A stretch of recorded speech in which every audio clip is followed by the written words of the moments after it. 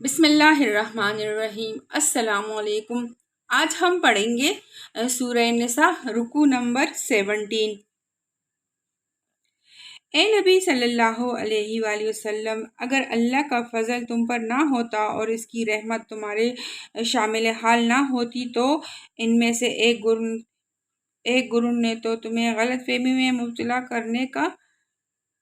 فیصلہ کر ہی لیا تھا، حالانکہ در حقیقت وہ خود اپنے سوا کسی کو غلط فہمی میں مبتلا نہیں کر رہے تھے اور تمہارا کوئی نقصان نہ کر سکتے تھے۔ اللہ نے تم پر کتاب اور حکمت نازل کی ہے اور تم کو وہ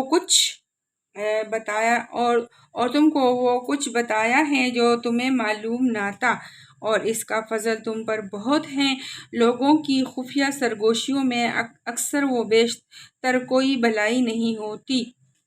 ہاں، اگر کوئی پوشیدہ طور پر صدقہ و خیرات کی تلقین کرے یا کسی نیک کام کے لیے یا لوگوں کے معاملات میں اصلاح کرنے کے لیے کسی سے کچھ کہیں تو یہ البتہ بھلی بات ہے، اور جو کوئی اللہ کی رضا جوئی کے لیے ایسا کرے گا اسے ہم بڑا اجر عطا کریں گے۔ مگر جو شخص رسول اللہ صلی اللہ علیہ وسلم کی مخالفت پر کمر بستہ ہو اور اہل ایمان کی روش کے سوا کسی اور روش پر چلے درا حلیقہ اس پر راہ راست واضح ہو چکی ہو تو اس کو ہم اسی طرف چلائیں گے جدھر وہ خود پیر گیا، اور اسے جہنم میں جھونکیں گے جو بدترین جائے قرار ہے۔ اب اس کی تفسیر پڑھتے ہیں۔ یعنی اگر وہ غلط روداد اور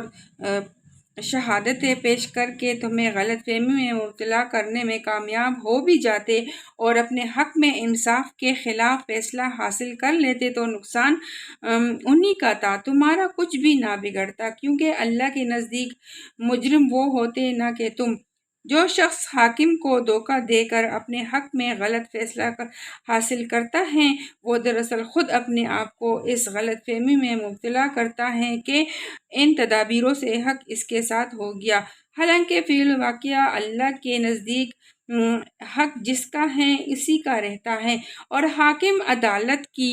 کسی غلط فہمی کی بنا پر فیصلہ کر دینے سے حقیقت پر کوئی اثر نہیں پڑتا۔